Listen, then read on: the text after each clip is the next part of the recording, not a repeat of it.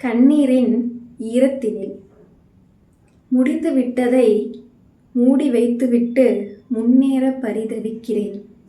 கண்களெல்லாம் வீங்கிவிட்டது கண்ணீரின் ஈரத்தினில். அழுது அழுது கண்கள் சிவந்து விட்டன. விம்மி விம்மி தொண்டை வற்றிவிட்டது. இதற்கு மேல் அழுவதற்கு இவ்வுடலில் தெம்பில்லை. இனி அழுவதனால் ஒன்றும் ஆகப்போவதும் இல்லை. நினைவுகள் வெளியேற முற்படும்போது கண்ணீரின் துணையினை அதுவாகவே தேடிக்கொள்கிறது.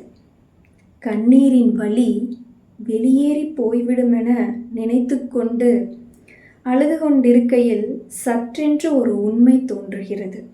அழுவதனால் மறந்து விடலாமா? மறக்க முடியாமல் தானே அழுது துடித்து கிடக்கிறோம் என்று. யாருக்காக வேண்டுமானாலும் சிரித்து விடலாம். ஆனால் அழுகையின் கண்ணீர் அனைவருக்காகவும் வராதே. உயிரோடு உயிராய் கலந்திருந்தால் தானே யாருக்காகவோ அழுகை வரும். கண்ணீரும் ஒரு விதத்தில் அன்பினையே பறைசாற்றுகிறது. அருமையான கவிதை.